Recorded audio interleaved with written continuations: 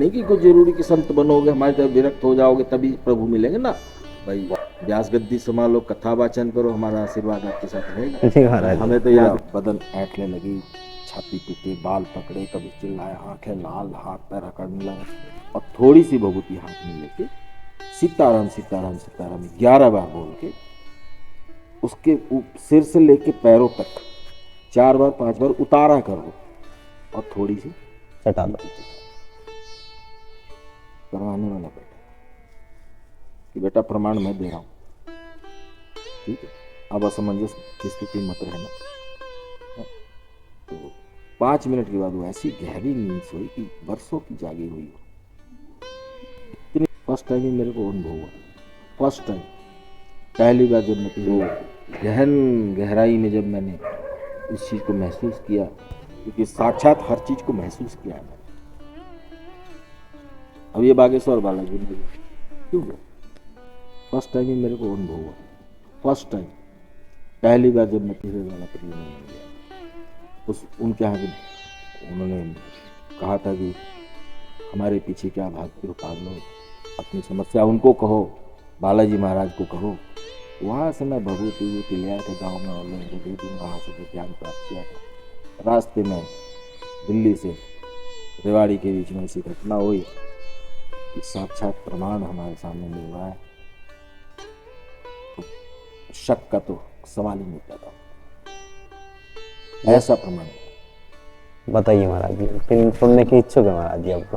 तो मैं जब रेवाड़ी से दिल्ली से रेवाड़ी के लिए बैठा ना पैसेंजर ट्रेन में, जी महाराज जी। तो एक सिंगल सीट पे बैठा था जी महाराज, हाँ सिंगल वाली में। और जो वहाँ से पूजा पाठ किया, जो भभूति वूति लाया था, वो एक झोली मैंने टांग दी, हाँ उस पे, नीचे जमीन पे नहीं रखा, हाँ जमीन पे नहीं रखा। हाँ, तो टांग दिया था। जब ट्रेन चल पड़ी तो मेरे इधर जो लंबी वाली सीट होती है, तो एक पे तो एक लेडीज सोई हुई थी, ठीक है, और उसका हस्बैंड सामने बैठा, लगभग 30-35 साल की उम्र रही होगी उसकी।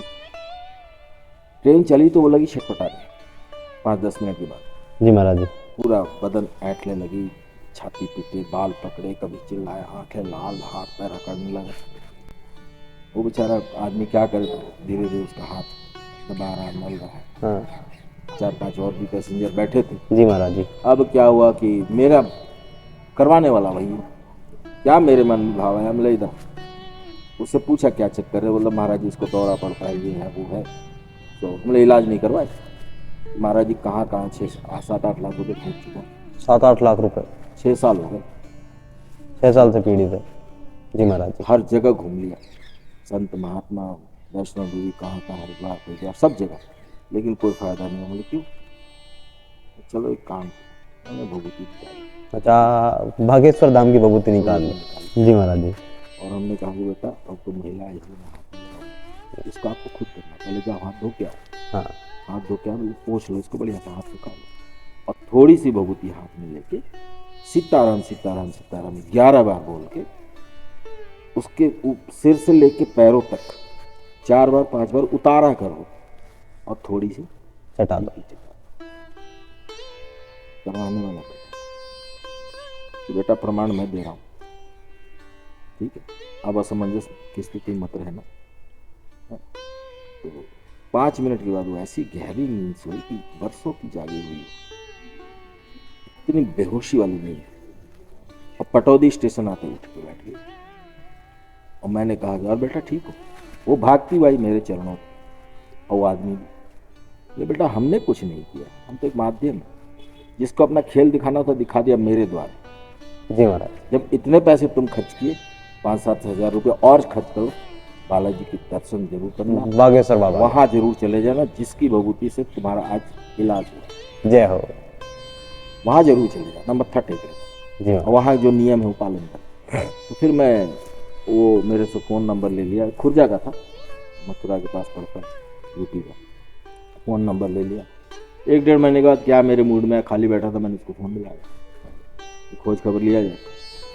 बोले मेरी बिटिया कैसी है, तो महाराज जी ठीक है। हमले बहुत ही कम तो नहीं पड़ रहा और चाहिए तो बताना।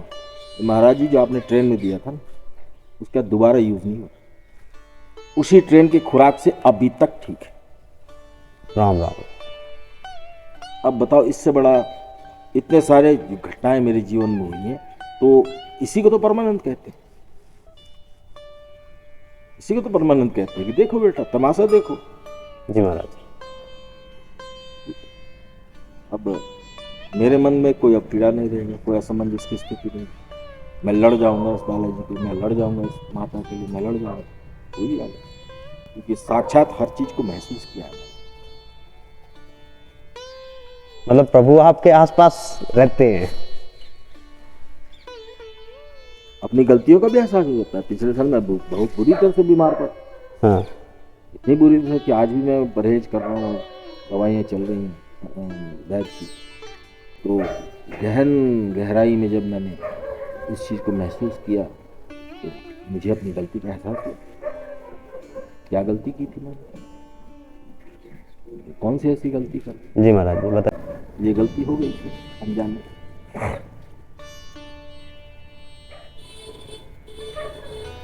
तो ये थे हमारे संत जिन्होंने अपने बारे में कुछ बताकर जो है हमारे ऊपर बहुत हमारा कल्याण किया है।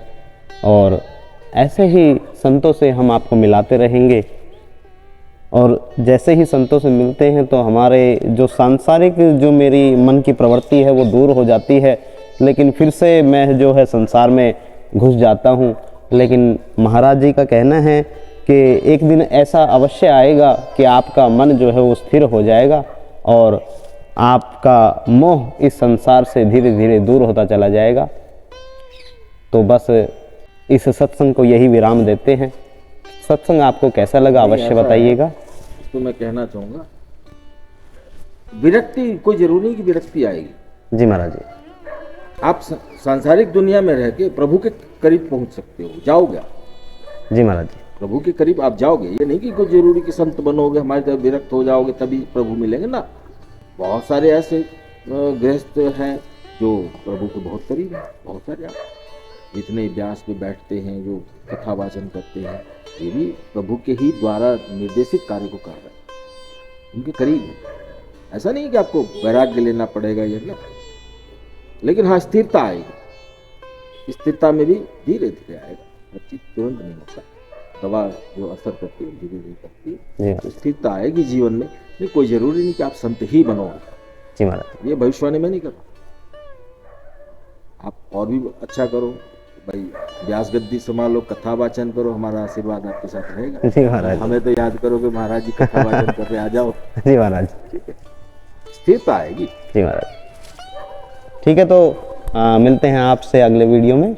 श्री राधे, जय श्री राम।